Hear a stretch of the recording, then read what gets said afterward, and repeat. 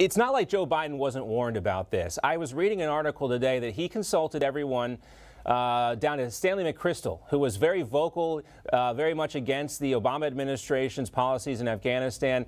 And it appears, based on some of the reporting, that this was just Joe Biden being hard-headed and refusing to listen to the intelligence assessments that he was getting from his intelligence team. And then denying that the intelligence team was giving him those assessments. That was also part of that clip that you just played. People should really watch the whole thing. He said no helicopters taking off from the roof of the embassy. Well, guess what? Helicopters took off from the roof of our embassy in Kabul yesterday. He said the Afghan army was 300,000 strong versus the Taliban, which is 75,000 strong. So, of course, they weren't going to collapse, and on and on and on. Joe Biden has considered himself for the past 50 years to be a foreign policy expert. He constantly says this. He boasts about it. When I met him in Libya in 2004, he was lecturing the Libyan People's Congress for 45 minutes. He was such a foreign policy expert. And what did he do when he became vice president? He took part in jettisoning Gaddafi, in bringing al-Qaeda and jihadis to Libya. We lost that country, which had become a good ally.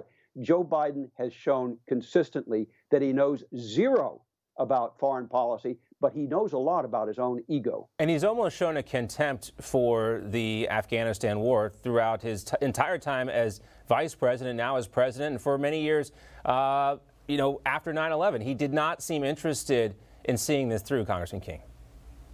No, he certainly didn't. And as former Defense Secretary Gates said, he's not aware of any foreign policy decision Joe Biden ever made where he was on the correct side. No, again, it was really an arrogance here. Somehow he was willing to take the chance that this might happen, this collapse, just to satisfy his goal, his drive to make sure we got out by September 11th.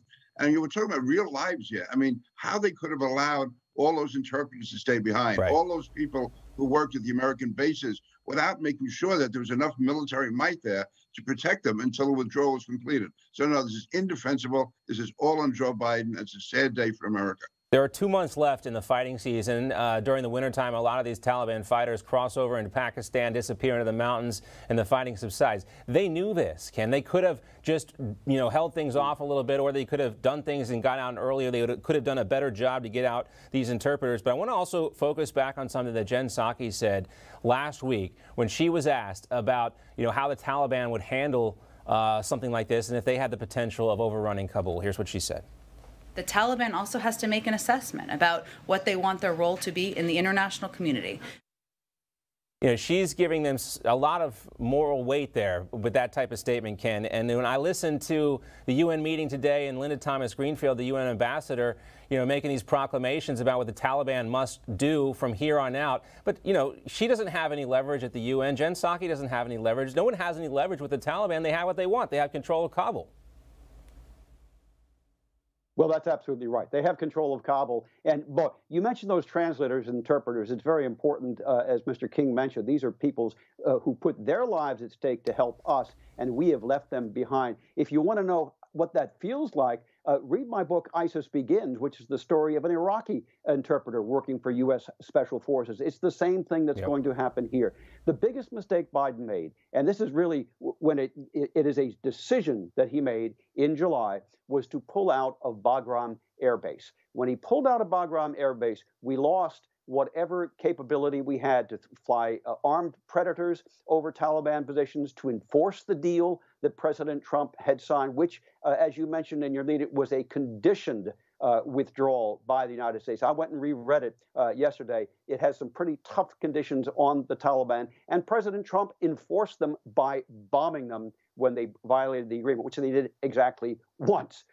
Once Biden got out of Bagram Air Base, we no longer had that enforcement mechanism, and it was downhill from there. One of the sick ironies of this is the Obama administration went way overboard with their drone policy and focused a lot more energy and attention on that as opposed to real intelligence gathering, and that, as many people saw that as where this war really started to go off the rails. Now we have the Taliban gaining access to those drones, or some of those drones, within some of this military. Real quickly, Congressman King, I wanted to ask you about that as well. A lot of Americans see this military material going into the hands of the Taliban, thinking about all the money and the lives, the treasure and the blood and the sweat that was spilled in Afghanistan. You know, how can this administration look the American public in the eye when they're seeing these weapons fall into the hands of the Taliban? Only if they're entirely shameless. And the falling of the weapons into their hands is just one of the many tragedies involved here. This is going to reverberate for years to come. Even, the European allies that we criticize often, and mostly rightly so, even they thought that we were too quick and we were too casual in doing this, too irresponsible. This is just wrong. In every way, it's wrong. And you think of the people who died, the trillions of dollars, the military equipment, everything. And also, Timmy was talking about Bagram Air Force Base. My understanding is that we pulled out of Bagram without even telling the Afghan military. They were given no full warning that we were going to end the operations out of Bagram.